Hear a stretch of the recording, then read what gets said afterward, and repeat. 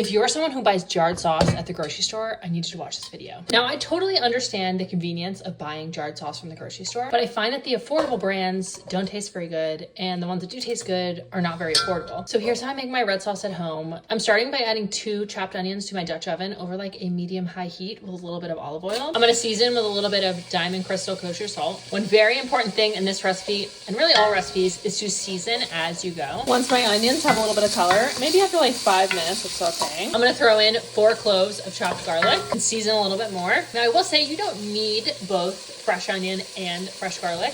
You can suffice with one or the other and then sort of fill in that flavor with like a little bit of onion powder, a little bit of garlic powder. When you pare back the sauce to like the elements that it absolutely needs, it's either fresh garlic or fresh onion. You need salt, but you always need salt. Tomatoes, obviously in some form, which we'll talk about later. All of the other ingredients that I add in here are just sort of like ways to enhance the flavor. But if you're trying to make a super simple sauce at home, you can stick to those 3 elements and be good. Next in, I'm gonna add a little bit of tomato paste. Again, this is not necessary, but this is going to add a ton of flavor. In 1 can of these, you can get for like less than $1. I'm gonna add in the whole can here. This I'm gonna give some serious time to cook down. I want to see the color of the tomato paste darken, and I almost want like a layer of it to get stuck to the bottom of our pan. And you guessed it, season again. Then we're gonna throw in 2 28-ounce cans of tomatoes.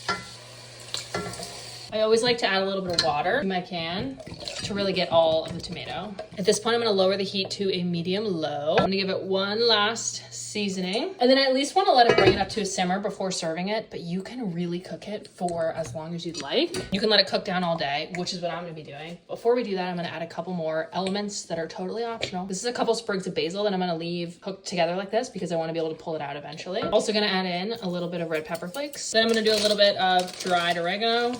And then I'm just gonna let this cook for several hours. I will stir it every 30-ish minutes or so. Give it a little taste for seasonings. It's already so delicious, and the more time this cooks, it's just gonna get better. I'm gonna be serving this tonight with meatballs and spaghetti. The rest of it I'll throw in the freezer, and this will probably make 2 to 3 times what you would get in those jars from the grocery store. But that is it. This is delicious. You should make this. And if you wanna learn how to make meatballs, watch my next video.